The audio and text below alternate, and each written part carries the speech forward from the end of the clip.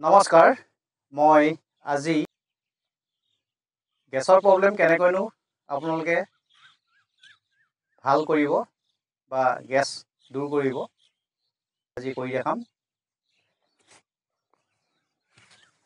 দণ্ডাসনত বহিলোঁ, সেনেকৈ ওপৰ মূৰ কৰি শুই লওক। সোঁ ভৰিখন দাঙি আনিব, এনেধৰণে দুইখন হাত লক কৰি ইমানত লৈ ল'ব আৰু শ্বাস ল'ব, শ্বাস এৰি এৰি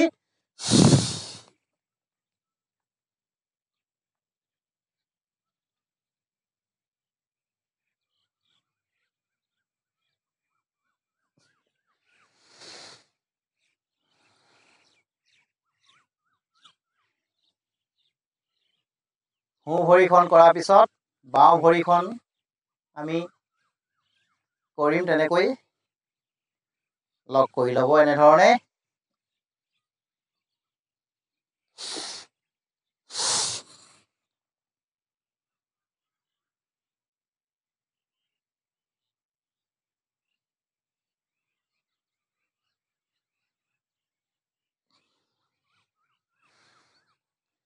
এনেধৰণে আপোনালোকে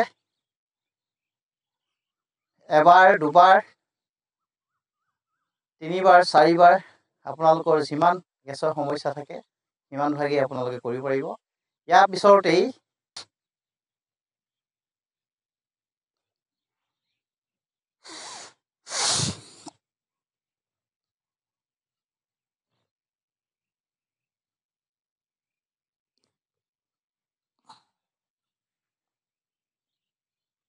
এনেকৈ আপোনালোকে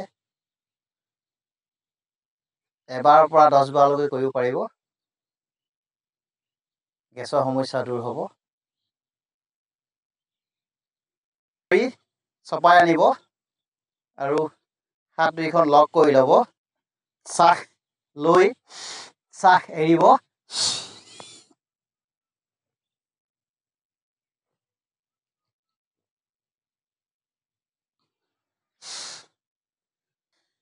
আপোনালোকে উঠিব সময়ত সোঁ ভৰিখন চপাই আনিব আৰু বাওঁফালে কাটি হৈ ল'ব। সোঁ হাতৰ পেচ দি পেলাই এনেধৰণে বহিব। মই বহাৰ দৰেই বহিব আপুনি। কৰি হোৱাৰ পিছত আমি উঠি দিওঁ, তেতিয়া হয়তো প্ৰেছাৰ বাঢ়ি আহিব বা চক্কৰ আহিব পাৰে। সেইবাবে ঘপককৈ উঠি নিদিব। বাওঁ চাইডে কাটি কৰি সোঁ হাতত পেচ দি আপোনালোকে বহিব।